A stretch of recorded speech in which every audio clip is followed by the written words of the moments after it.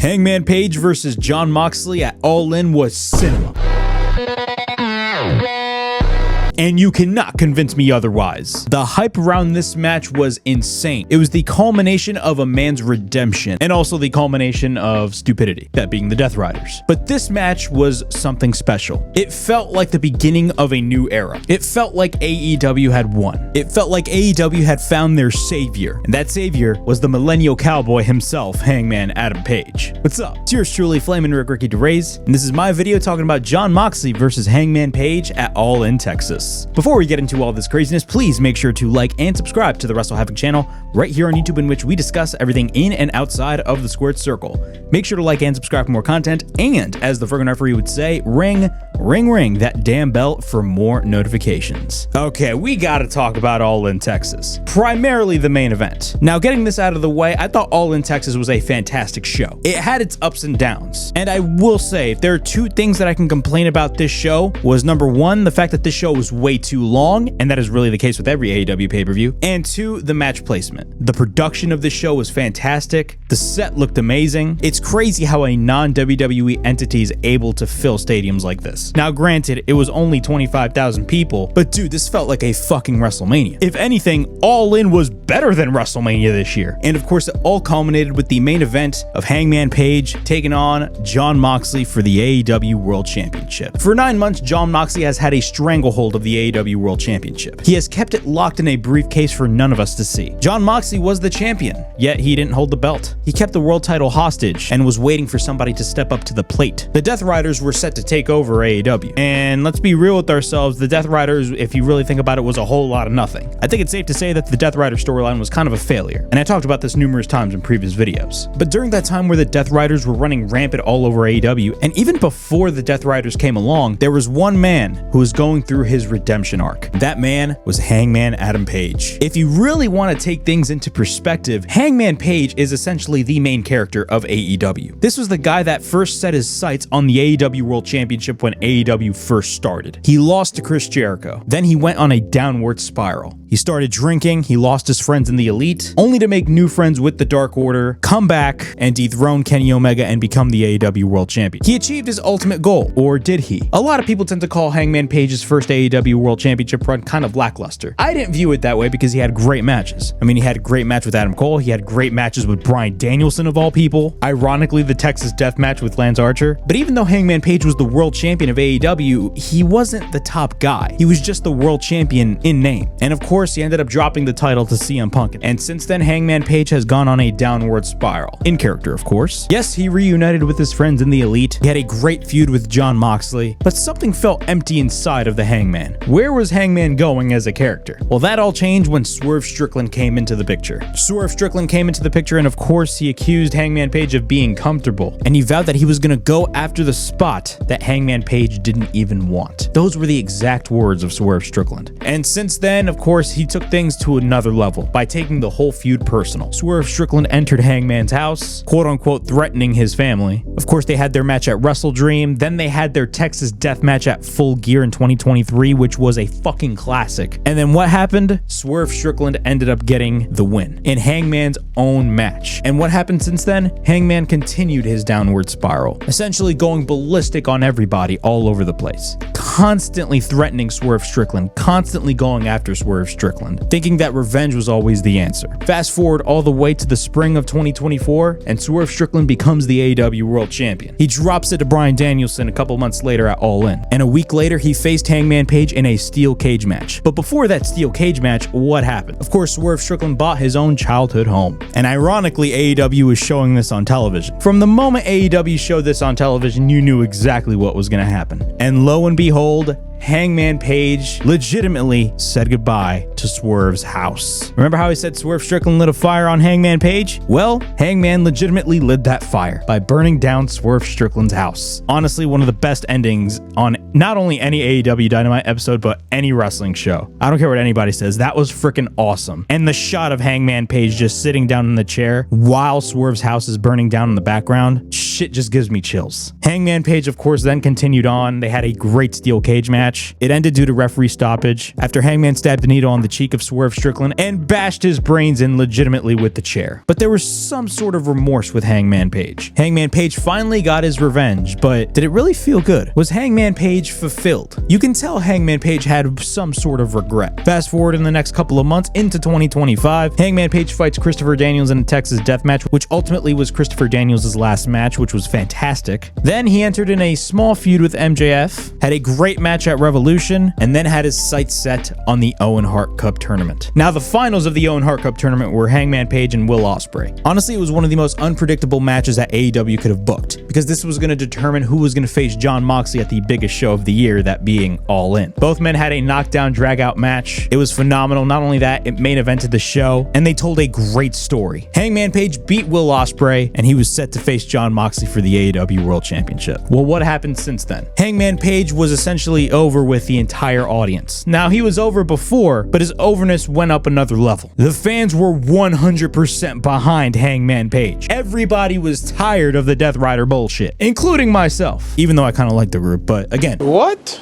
Everybody was tired of the Death Rider bullshit. Hangman Page was so over that he cut a whole promo in Mexico City in Spanish. Talk about a badass. But why am I mentioning all of this? I'm mentioning all of this because of the fact that Hangman's story was one of the most compelling stories that AEW has told in a while. You know how everybody talks about how quote unquote AEW does not tell stories, it's all just flips and dives and all that shit? Well, that is not the case. Yes, for a while AEW has had trouble telling stories, but if you really think about it, their most compelling story was right in front of us, and that story was Hangman Page. Hangman Page's redemption. It was the rise, the fall, and rise again of Hangman Page. And now he was set to face Jon Moxley for the world title at their biggest show of the year. And let me tell you guys, there was only one right outcome in this match. One right outcome and nothing else. If AEW had swung the other way and had Jon Moxley retain the AEW world title at All In, all of the good faith that AEW has developed throughout the past couple of months would have been thrown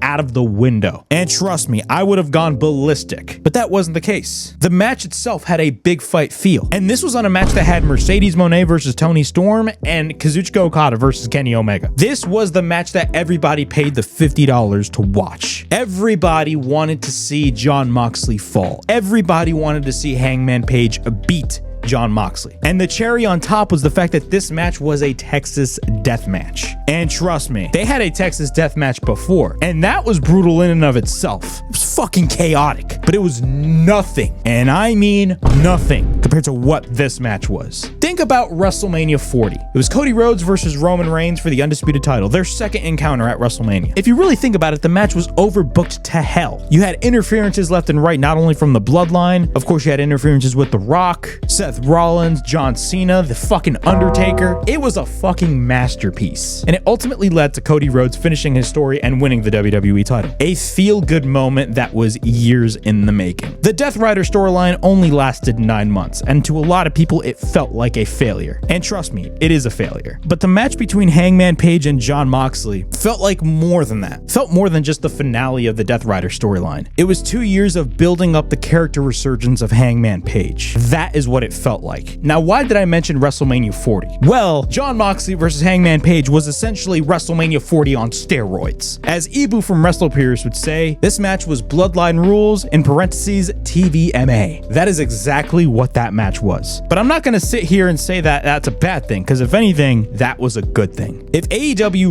really wanted to turn the page from the Death Rider storyline, they needed to go with Hangman Page. He was the only logical guy to beat Jon Moxley. Darby Allin would have been a great choice, but Darby Allin made his own choice and went straight to go climb Mount Everest, which he's free to do. But at the same time, he was not on television. Hangman Page was on television every week, and everybody was invested in Hangman's character. He was the only guy that went after the Death Riders that was literally on par with Jon Moxley. The only guy that could literally end this whole Death Rider shit. And he did. The match itself was freaking insanity. There were spikes, barbed wire, chairs, you name it. I mean, one of the craziest moments in the entire match was Hangman Page literally stabbing Jon Moxley in the forehead. Now, we've seen that type of stuff before, but what's crazy about Hangman stabbing Jon Moxley in the forehead was that we actually saw blood come out of the forehead of Jon Moxley. Like, the camera panned directly directly to his head. It was crazy. My reaction, I went fucking insane. Marina Shafir, Wheeler Yuta, Claudio Castagnoli, Gabe Kidd, all of them got involved later in the match. There was a whole board of nails. Dude, this match was just pure chaos. We had Will Ospreay show up for the save, but ultimately got laid out by the Death Riders, and he ended up getting stretchered out of the arena. I'm telling you guys, the stress level for me watching this match was insane. Like, even though we all knew Hangman was gonna go over in this match, a small part of me had this feeling that, dude, AEW is gonna do some bullshit shenanigans and they're gonna have Jon Moxley go over. And I'm telling you, if that was the case, dude, everybody would have caused a riot. And I mean literally would have caused a riot. But Will Ospreay got stretchered out. We also had the return of Darby frickin' Allin.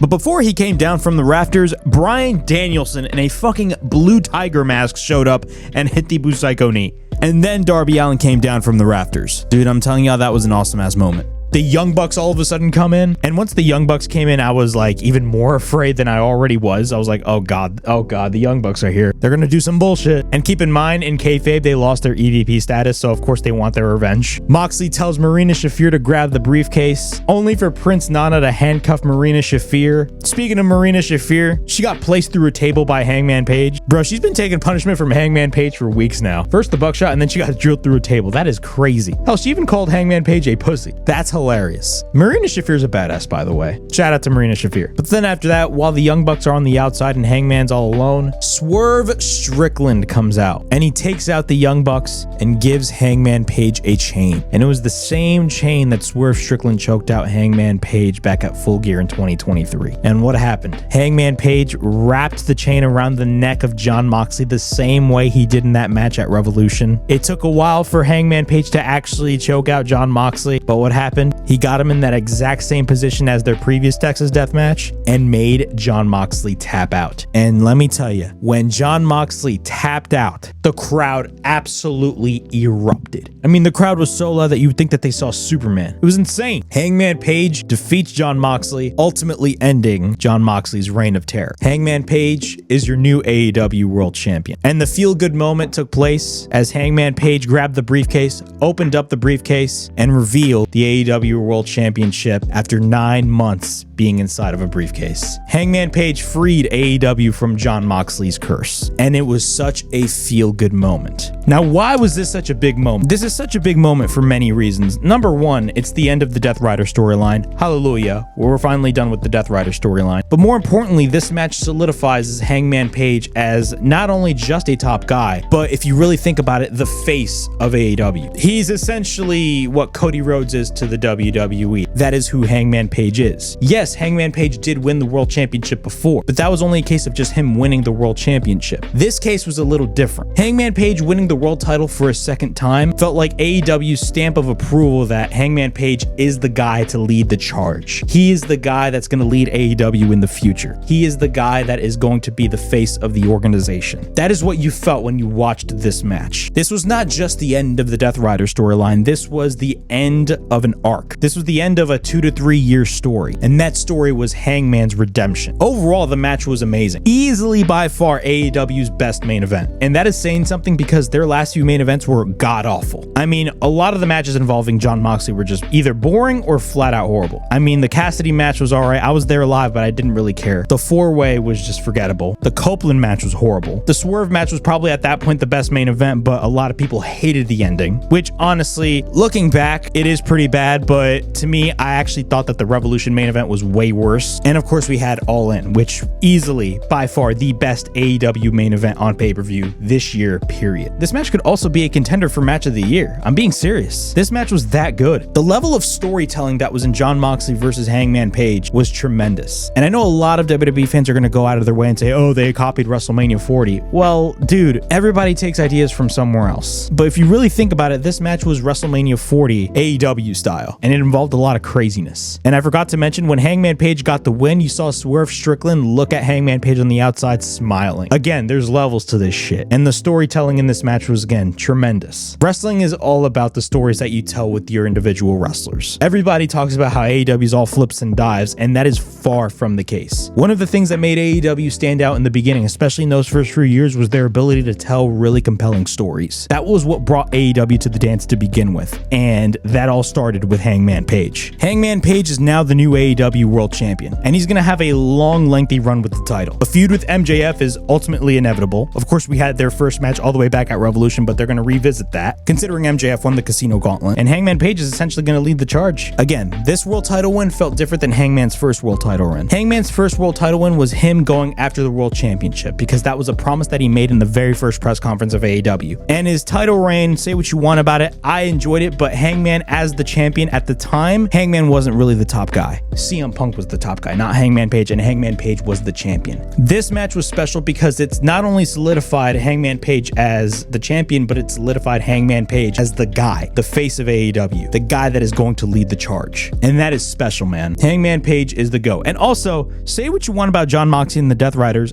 shout out to Jon Moxley, because Jon Moxley was tremendous in this match. He knew how to play his role, and he played it very well in this match. And he made Hangman look like $1,000,000 in the process. AEW finally ends on a happy note with Hangman Page as the world champion, ending their biggest show of the year. Now it's time for AEW to step up the plate and book Hangman Page like the top guy that he should be. And you know what? That is something that I am definitely interested in seeing. But yeah, that was my video on Hangman Page. Hope you liked this video. Comment down below on your thoughts on Jon Moxley versus Hangman Page. Please like, subscribe, comment down below, push that bell for notifications. I'm on the lookout for more videos right here on the Wrestle Havoc channel, in which we discuss everything in and outside of the squared circle. Make sure to like and subscribe for more content, and as the Ferganarfree would say, ring that damn bell for more notifications. And as always, it is yours truly, Flamin' Ricky DeRays, signing out. I'll see you guys all in the next video. Peace.